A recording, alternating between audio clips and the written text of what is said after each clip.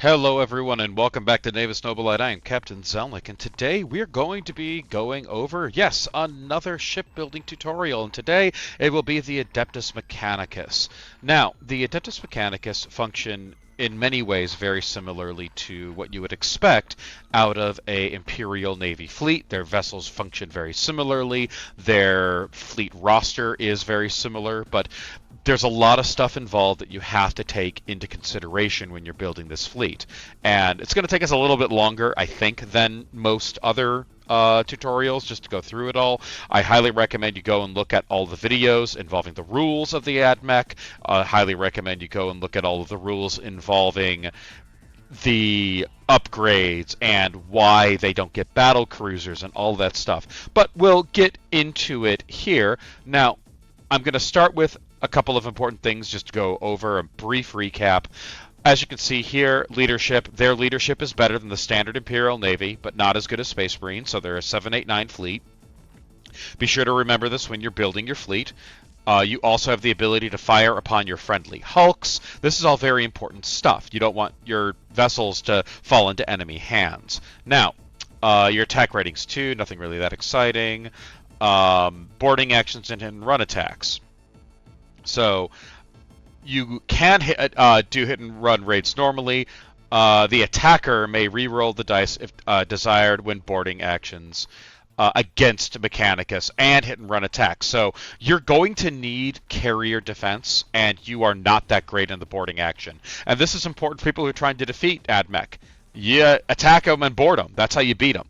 Now, don't forget the elements of the Gifts of the Omnissiah. All Mechanicus capital ships add 1 to the turret value. They must also roll a d6 against the gifts table. So remember that this is random. You do not get to choose. So bear that in mind with the vessels that you're picking. Any refit that's not applicable, you re-roll it. Now, Quest of Knowledge stuff. Now, quick to incorporate recently discovered technology before it is approved for widespread use. The Adeptus Mechanicus vessels place great reliance on the Archaeotech that have much higher power requirements and correspondingly smaller overload tolerances and redundancy than those equipped to normal Imperial vessels. Their ships are crewed with very high proportion of repair servitors and tech adepts intimately familiar with the workings of their vessel. Mechanicus vessels always add plus 1d6 to their rolls when attempting to repair a critical damage. However, when these ships are because these ships are commonly relied on as testbeds for unknown and sometimes alien technology, very naughty, for extended periods, Mechanicus vessels will on occasion have suffer adverse, unanticipated consequences, in some cases may endanger the ship or its crew. And so this is all for campaigns. So we can safely skip this and move on to the details about their weapons. Very important, all Adeptus Mechanicus cruisers, not light cruisers, with armor of 6-up prows, can replace their prow torpedoes with a Nova cannon for 20 points, even if it is not normally provided to the cruiser. This can also be done with the Retribution Battleship, and can make this trade for 10 points. Okay? So remember, Nova cannons can go on basically any of your standard cruisers. Adeptus Mechanicus cruisers that would normally be equipped with 30cm weapons batteries can incorporate plasma-boosted batteries that increase their range to 45 centimeters for 10 points, which means your Tyrants are going to be great, your Lunars are going to be great. Anything with batteries on a cruiser with 30cm can be boosted, with the exception of choosing between prow torpedoes and Nova cannon. Mechanicus vessels can take any combination or all or none of these improvements as desired. Now, there's an important point here. This means you can also upgrade your light cruisers with this ability. So if you take a bunch of Endeavors and give it a 10-point upgrade, you can have 45cm range weapons on a light cruiser. Okay? Now, on to those Endeavor Endurance light cruisers. They may replace their prow torpedoes with a single 30cm range dorsal lance that fires front, left, right at no cost. They can also upgrade their prow armor to 6+ at no cost. However, this option is taken. The returning radius is reduced to 45. Also, all basic sorry. Let's go down. Let's scroll down. Escorts. You may have any number of Adeptus Mechanicus escorts in the fleet, chosen from the fleet list on the next page. Some are taken from Imperial Navy and Space Marines, but they must be taken to the point costs listed. That means you can't pull them from other fleets. These count as Mechanicus vessels and use all rules as Mechanicus vessels do, which means if you take Space Marines, it means that those Space Marine escorts do not have the Space Marine rules attached. You don't get bonuses to leadership. You don't get bonuses to boarding. Unlike their capital ships, escorts do not get the +1 turret and do not get this refit automatically. They can purchase it for +1 turret for 5 points each vessel. Okay? If taken, all the escorts in the squadron must take the refit. So you can't just pick and choose. Okay? Now, reserves and allies, this is pretty obvious. You could all read this if you're trying to take reserves or allies, but I'll tell you this right now, you're not going to really have room in your fleet. Adeptus Mechanicus are very, very expensive. You're probably not going to be able to cram it in, but there are reserve rules. I recommend you read them. Also, all Adeptus Mechanicus cruisers have a 60 centimeter lance dorsal on for the standard cruisers, not the light cruisers, as much as I'm sure as everyone wants. So we are going to go down to the actual fleet list now and figure out what the heck we can do. Well, we're going to start with Fleet Command. We have our Mechanicus Archmagos. You may include one Mechanicus Archmagos in your fleet, which must be assigned to a capital ship and replace the leadership with the value shown. No surprises there. You get a leadership 8 with 50 points and leadership 9 for 100. Now, if it is 1,000 points or more, you must have an Archmagos whether you like it or not. A Mechanicus Archmagos must be embarked on an Archmechanicus if one is included. Now, a Mechanicus Archmagos can elect up to any one desired item from the Adeptus Mechanicus refit table for their own ship as part of their point cost. In addition, and before, the refit ship rolls for normally, so you will get 2 refits. So you pick one you want, and then you roll for another. If the second refit rolled is identical to the one selected, the commander can select the second refit as well. The benefit Archmagos brings with it cannot be combined with the refit selected because the ship rolled a 6 when determining base leadership, meaning in one-off games, if you roll a 6, you can select your refit. So bear that in mind as well. So it's always good to roll a 6 for your leadership. You'll basically never have more than 2 refits from the Mechanicus gift table, period. If they want to give any Archmagos a reroll, because they do not come with them, you can get 1 reroll for 50 points or 2 rerolls for 125. Now, here are your options. For capital ships, you may include 1 battleship for every 3 cruisers in your fleet. You may take the Omnissiah's Victory, which is an Archmechanicus. You may take an Emperor battleship at 400 points. You may take the Retribution class battleship at 380, or the Oberon at 370. Yes, these are more expensive because you're getting more upgrades. Your cruisers options are Dictator, Tyrant, Gothic, Lunar, and the Endeavor family of light cruisers. These are...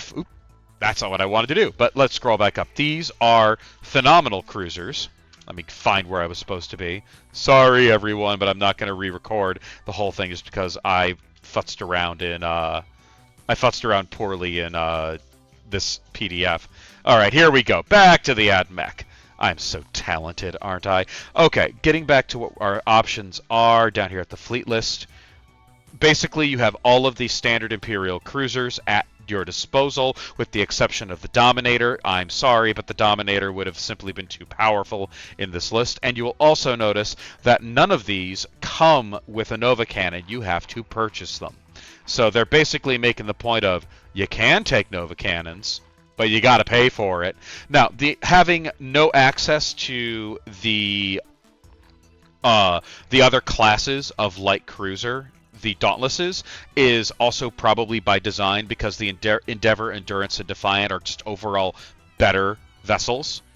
There's not a lot of reason to take them when you have these options, and given the nature of the fleet and the highbrow attitude of the admech, they probably wouldn't want Dauntlesses anyway. Now, into our escort options, you have the 3 standard Imperial Navy, you have the 4 standard Imperial Navy escorts, the Sword, the Falchion, the Hunter, and the Cobra. with their standard point cost. Nothing really that exciting there. But you also have the 3 Space Marine options. Now, if you're going to be taking escorts, you will want to focus on taking the Space Marine versions, simply because they're better than the alternative. They're more expensive, but you get what you pay for in dividends.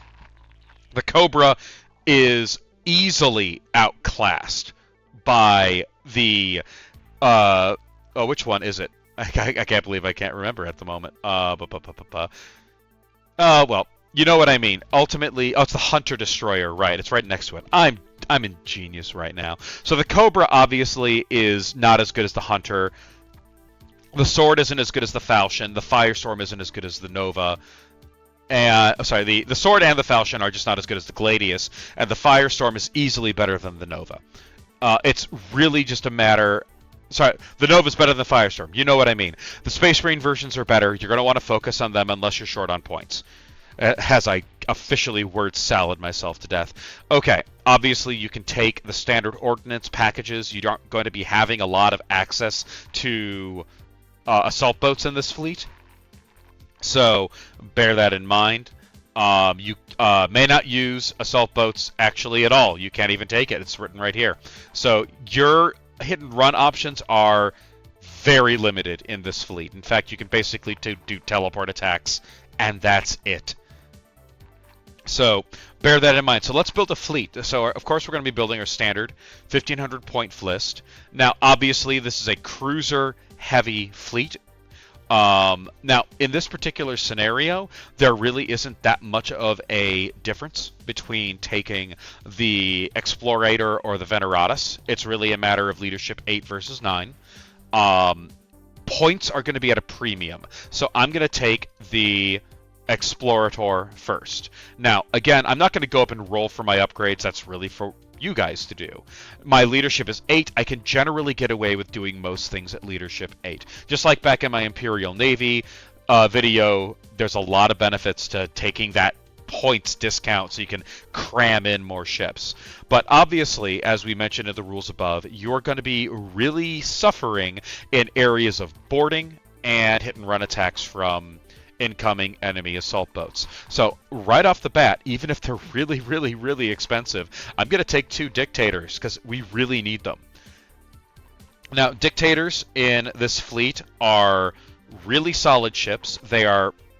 I would actually say they're better than the Mars. We don't need them to have Nova cannons because we're going to be using them exactly the same way as the Imperial Navy will, and they have the added benefit of that 60-centimeter lance. So we could upgrade their weapons batteries, and since we're taking 2, I'm going to go ahead and do that. That's going to give us a Strength 12, 45-centimeter weapons battery for 20 points.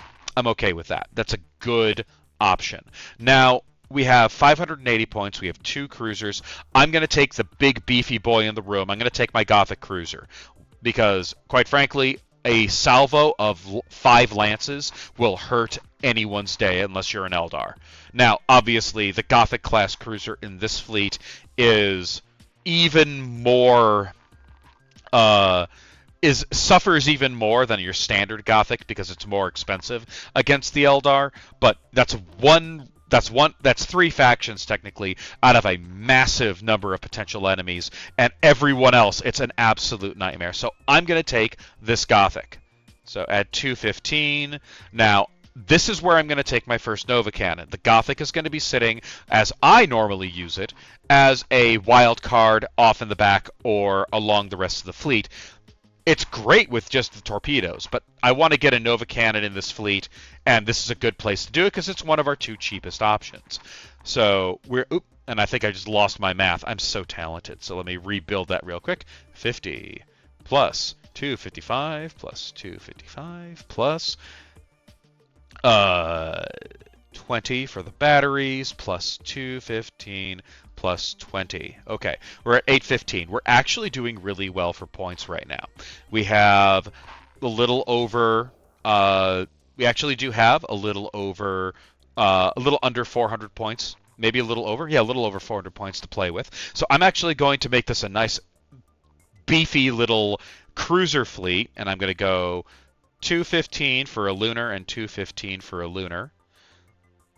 So we're sitting here at 1245. I'm going to upgrade those Lunar's weapons batteries to get them up to strength 12. So look at that. That's a really solid setup right here. We have about 235 points to play with. Now we can add a second Gothic. That's a great idea. So boom, 215. Boom. Oh, look at that. Plus 20 points. We have 1,500 points exactly. 2 Gothics, 2 Lunars, 2 Dictators. That's a great fleet. You have 2 Nova Cannons in there. You got plenty of torpedoes. You have good coverage from your fighters and bombers. What a solid list. But Captain Zelnick, I hear you say, you didn't take an Arc Mechanicus. You didn't even take a battleship. You're right, I didn't. Because, don't get me wrong, the Omnissiah's Victory is among the top 5 most powerful battleships in the game. It is a vicious, mean, mean-spirited monster that is a risk to everything in the game. Nobody takes the Omnissiah's Victory, with any sort of flippant behavior. It can beat the fertilizer out of you. But it's also 415 points. If you're going to take the Omnissiah's Victory, you are focusing your fleet around the Omnissiah's Victory. Now, you could also go and play with the Emperor or the Retribution or the Oberon. Of these options, your 2 best ships are the Retribution. I know. Don't hate me for saying that. And the Oberon. Because, again, if you go back and watch my videos about these vessels, these are actually really, really good in the hands of the admech, who can use them to the best of their ability. The Oberon is great because it's cheap. It is a cheap carrier capacity vessel with a withering amount of firepower out of 1 broadside, along with its lances. The Retribution, if you can give that sucker a Nova Cannon, you can cause so much pain and not even really worry that it's not an apocalypse. The Emperor, little bit of a one-trick pony, and it really doesn't synchronize well with a lot of the upgrades. It's not bad. It's a great way to, if you're playing like a 2,000-point game, to bring a lot of ordnance to the table. And then there's the Omnissiah's Victory, which is basically the better Retribution for more points. So I will appease you. I will make a battleship fleet for the admech. But I am going to do it without the Omnissiah's Victory because that's obvious. First thing we're going to do, 50 points for our admech. Because again, 100 points is just too much for this fleet. We need we need every last point we can spare. And I'm going to take the Retribution. Okay? He's my battleship. And I'm going to give him that Nova Cannon. Okay? Plus 10 points. We're at 440. Now, look at that. 440 points, that's only 35 points more expensive than the Omnissiah's Victory itself. So you can see every point really matters. Now, we have a lot of gun. We are very well situated for firepower with the Retribution with a Nova Cannon. So we need carrier capacity. Well, we only have one choice. So we're going to take 2 Dictators because we need at least that crucial launch capacity 8 to give us enough defense against an enemy vessel. Now, the Dictator in this case will have its torpedoes. It'll have its no Nova Cannons there. Now we're at 950. That is, we need at least 1 more cruiser. And I'm going to actually, in this case, that's right, I'm going to take another Gothic. Plus 215. Now, take a Nova Cannon, don't take a Nova Cannon. Take a Nova Cannon, don't take a Nova Cannon. It's a great question. I'm going to say yes in this particular scenario because I would fly this Gothic right next to my Retribution battleship. And its 160-centimeter lance can match the fire of the Retribution's 3, allowing me to have a really, really mean salvo at a really good long range, and if they get closer, I suddenly am even more lethal. It's a good synergy between the ships, and the Retribution can keep up with the rest of the fleet. Now, I'm sitting here at 1,185. I'm feeling a little naked because I only have 3 cruisers. I could go with escorts, or I could go with light cruisers. Now, There's two ways you can take it from here. I could take a couple of the light cruisers. Remember, I'm not restricted in any way in this fleet for taking Defiance. I can just take more Defiance if I wanted to. But I also am kind of lacking in gunpowder. Yeah, I have my Battleship, but that's really all I have. Yeah, I have the Gothic, but it's a one-trick pony. Taking a bunch of Endeavors and then putting them with the Dictators actually makes them a really solid solid meat shield for the fleet, and they move at the same rate. If I take escorts, I can make up for my firepower, my lack of firepower. And that's what I think I'm going to do. I think I'm going to get some escorts, and I think I'm going to do hunters. So that's 70, 140, 210 points for a squadron of 6 hunters. So that puts me at 1,395. I have about 105 points left. So I got a couple of choices. I could upgrade my command, make him a little bit better. So my command, give it another 50 points. Boom, he's now 1445 at leadership 9, which is not a bad thing. I can give him reroll, and I give him 1 reroll. 1495.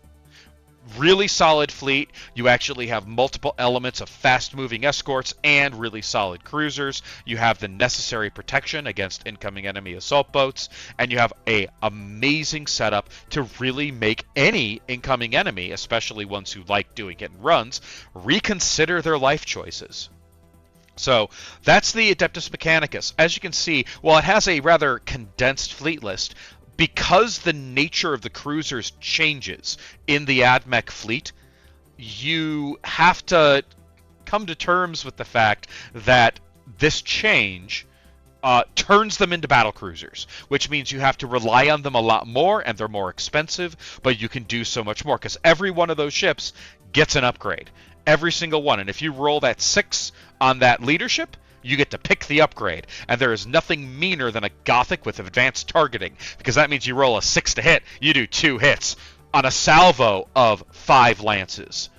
So let that the horror of that sink in, and thank you all so much for watching. I'll see you all again in the next video.